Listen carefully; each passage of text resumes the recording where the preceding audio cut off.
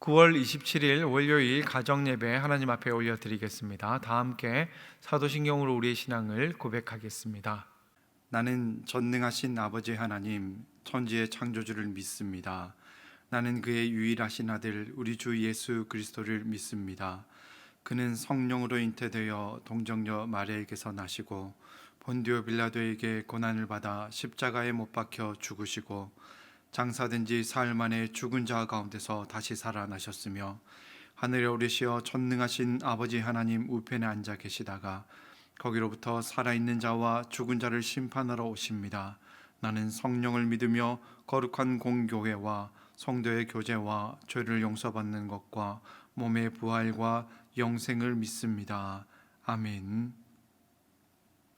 오늘 우리가 함께 고백할 찬양은 아버지 당신의 마음이 있는 곳에입니다.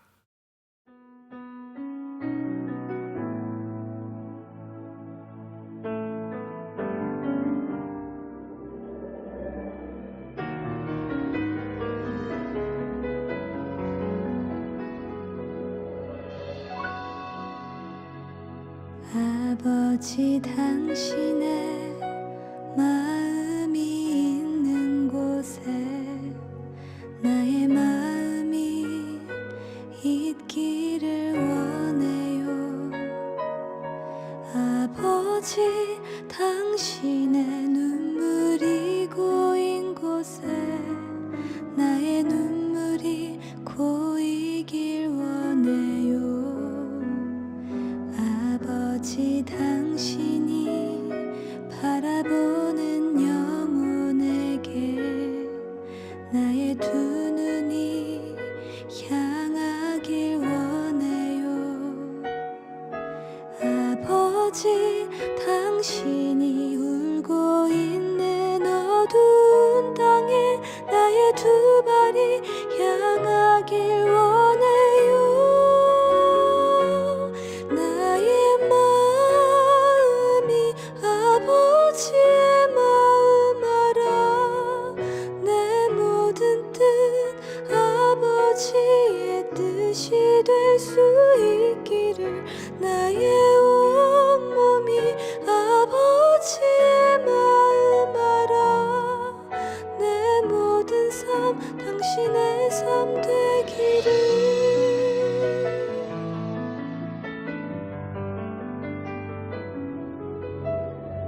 아버지 당신의 마음이 있는 곳에 나의 마음이 있기를 원해요. 아버지 당신의 눈물이 고인 곳에 나의 눈물이 고이길 원해요. 아버지 당신이 바라보는 영혼에게 나의 두 눈이 향하길 원해요.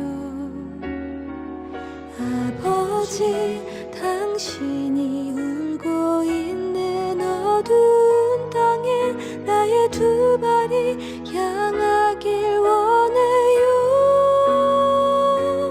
나의 마음이 아버지의 마음 알아.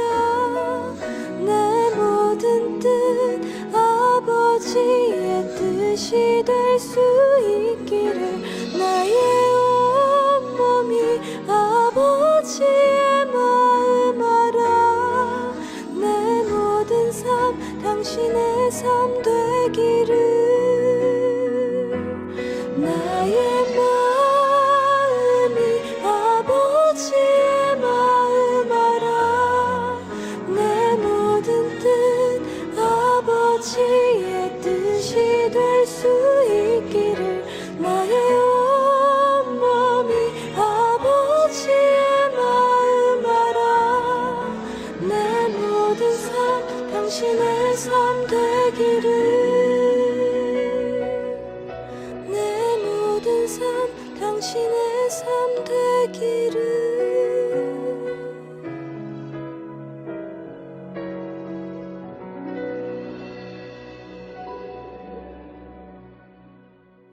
하나님께서 오늘 우리에게 주신 말씀은 출애굽기 21장 24절에서 25절까지의 말씀입니다. 눈은 눈으로, 이는 이로, 손은 손으로, 발은 발로, 된 것은 된 것으로, 상하게 한 것은 상함으로, 때린 것은 때림으로 갚을지니라.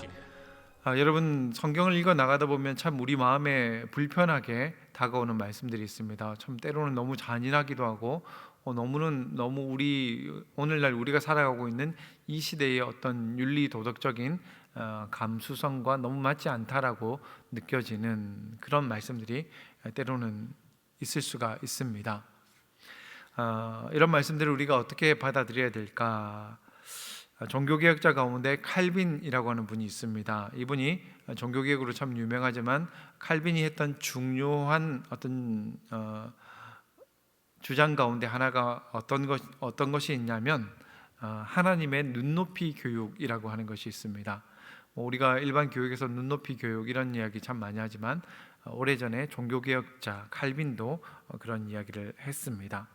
칼빈이 어떤 말을 했냐면 하나님은 보통 사람을 위해 보통 학교를 개설하셨다 이런 말을 했습니다. 이게 무슨 말이냐면 하나님께서 당신의 백성들에게 당신의 뜻을 알려주기를 원하셨어요. 그런데 신앙 용어로 이것을 무엇이라고 하냐면 하나님의 뜻을 우리에게 보여주시는 것, 계시의 사건이라고 말할 수가 있습니다. 칼빈은 하나님께서 죄 많은 인간에게 말씀하실 때 마치 아버지가 어린 자녀에게 말을 걸려고 시도할 때 겪는 그런 동일한 문제를 경험하시고 또 부딪힌다라고 말씀했습니다. 하나님은 우리에게 낮추어 내려오사 우리의 연약한 점에 자신을 맞추신다. 이것은 유아원 선생님이 유아 언어로 말하는 것이나 아버지가 자녀를 돌보면서 자녀의 방식을 채택하는 것과 비슷하다. 제한된 지성의 어린아이에게 그들의 이해와 경험을 능가하는 말과 또 개념을 사용할 경우 의사소통에 실패하게 된다. 따라서 아이 수준에 맞는 방법이 요구된다. 이런 이야기를 했습니다. 쉽게 말해서 하나님께서 우리에게 당신의 뜻을 알려주시려고 하는데 하나님 수준에서 말씀을 하시면 어린아이와 같은 우리의 입장에서는 그 말과 언어들 뜻을 헤아리고 이해할 수가 없다라고 하는 것이죠. 그래서 어떻게 하시냐? 하나님은 우리가 어린 자녀들에게 그 눈높이에 맞춰서 아이들이 알아들을 수 있는 그 개념과 단어를 가지고 아이들이 이해할 수 있는 그 수준에 맞춰서 이야기하는 것처럼 하나님의 말씀인 성경도 우리의 눈높이에 맞춰져 있다, 이런 이야기를 하는 겁니다. 칼빈은 이것을 하나님의 적응이라고 이야기를 했습니다. 하나님께서 우리에게 말씀하실 때에 우리 수준에, 우리 눈높이에 자신을 맞춘다라고 하는 것이죠. 참 감동적인 이야기죠. 그런데 여러분, 한편으로는 그렇지 않습니까? 우리가 자녀와 대화할 때 최대한 아이의 눈높이에 맞춰서 아이가 이해할 수 있도록 설명하기 위해서 채택하는 그 방식이 아이가 이해하는 데 큰 도움이 되지만 한편으로는 어떻게 됩니까? 진리의 많은 내용을 과감하게 축소시켜야만 하는 그런 한계가, 그런 문제가 발생할 수 있다라고 하는 겁니다. 성경 역시 마찬가지입니다.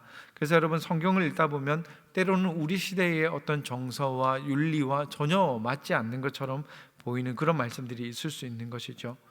그래서 이런 말씀들이 어떻게 됩니까? 오늘날에도 문자 그대로 우리 시대에 적용시키려고 하기보다는 하나님이 그 시대 당시 이스라엘 백성들이 살아가고 있던 그 문화와 그 시대 수준에 맞춰서 말씀하실 수밖에 없었구나라고 하는 그런 한계가 있었음을 깨닫게 되는 거죠. 그리고 그것을 오늘 우리 시대에는 어떻게 풀어낼 수 있을까?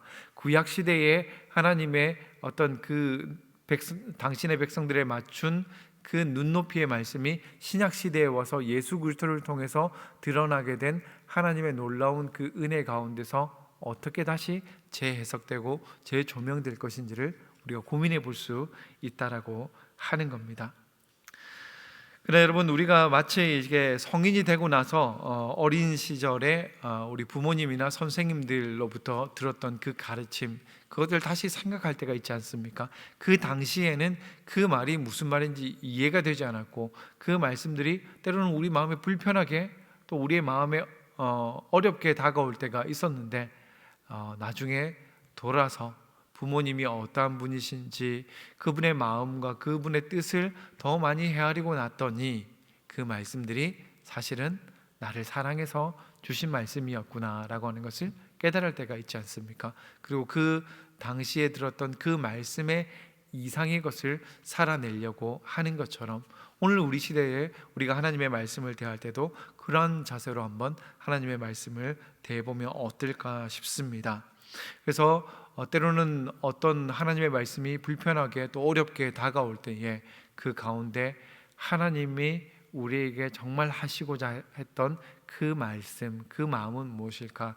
하나님 그분의 성품, 예수 그리스도의 그 십자가의 빛 아래에서 다시 한번 그 말씀을 되돌아보면서 오늘 우리가 어떻게 그 말씀들을 적용하고 실천하며 살아갈 것인지를 고민해 본다라고 한다면, 우리가 가지고 있었던 그 어려움들이 조금이나마 해소가 될 수 있지 않을까 싶습니다. 그래서 여러분, 하나님의 마음으로 다시 한번 우리에게 주신 그 말씀들 차분하게 묵상해 보시고 더 깊은 은혜와 또 하나님의 마음을 누리실 수 있는 저와 여러분 되기를 소망합니다. 나눔 질문에 대해서 말씀드리겠습니다. 말씀을 묵상하다가 여러분 너무 어려웠던 그런 경험, 폭력적이거나 잔인하거나 우리 시대랑 너무 맞지 않는 그 말씀 때문에 힘들었던 그런 구절들이 있다면, 그런 경험들이 있다면 한번 나눠보셨으면 좋겠습니다. 두 번째는 하나님의 눈높이라고 하는 이 관점에서 그 말씀들을 새롭게 묵상하고 또 이해하게 된 점이 있다면, 또 그걸 통해서 여러분 마음속에 있던 그 걸림이 해소된 부분들이 있다라고 한다면 그것에 대해서도 함께 나눠보셨으면 좋겠습니다.